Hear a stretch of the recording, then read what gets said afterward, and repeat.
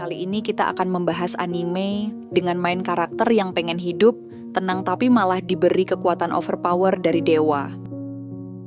Cerita dimulai dengan upacara pemberkatan, sebuah tradisi sakral yang dilakukan saat seorang manusia menginjak usia 16 tahun, di mana mereka akan menerima berkah berupa kekuatan dan kemampuan dari dewa-dewa hewan.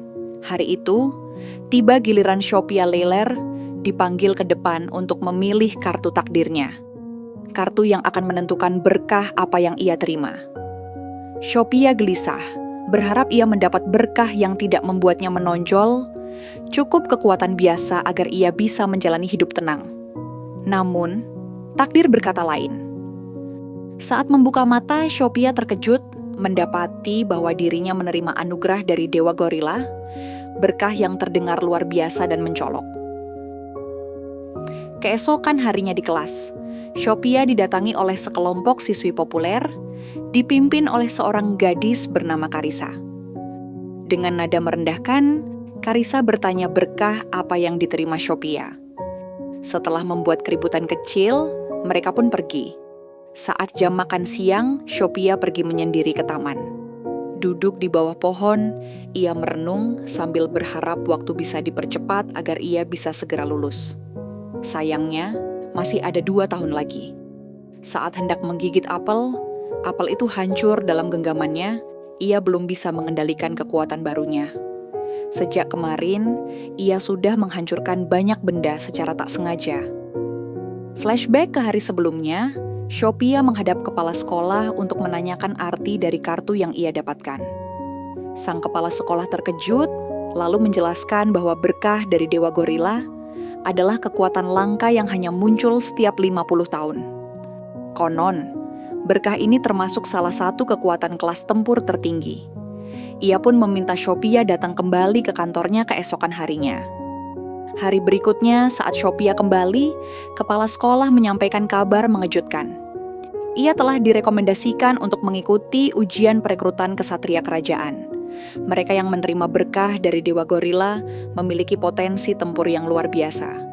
Karena itu, istana kerajaan harus segera diberitahu, ujar kepala sekolah.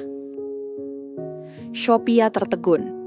Menjadi kesatria kerajaan jelas merupakan kehormatan besar. Namun ia belum pernah mendengar ada kesatria wanita. Selain itu, ia merasa bukan tipe petarung dan bahkan baru saja menerima kekuatannya kemarin. Ia khawatir jika menolak akan ada konsekuensi serius. Dengan berat hati, ia pun menerima, namun meminta agar beberapa hal dirahasiakan. Kepala sekolah menyetujui. Shopia stres dan penuh tekanan.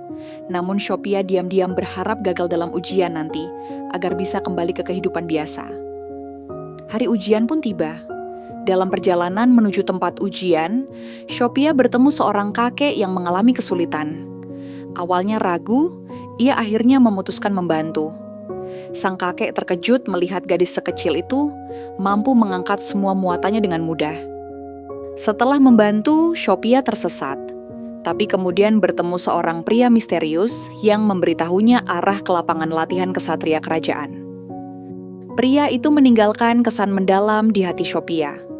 Setibanya di lapangan, Shopia merasa gentar. Ia satu-satunya perempuan di antara para peserta. Tak lama, penguji dating, seorang pria tampan dan karismatik bernama Lois. Ujian pertama dimulai dengan penilaian kecepatan berlari. Tiba giliran Shopia.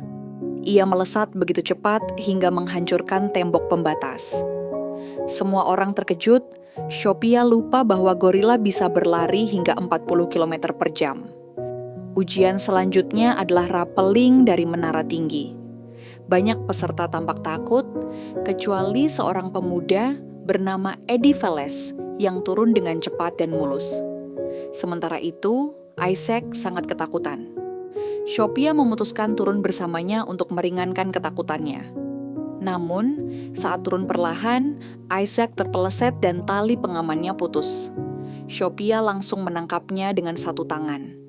Tak lama kemudian, pengait utama juga terputus. Mereka hampir jatuh, tapi naluri gorila dalam diri Shopia aktif. Ia menggendong Isaac dan berhasil mendarat dengan selamat. Ujian belum selesai, tapi karena tangan Sophia terluka, Louis mengajaknya pergi ke ruang kesehatan.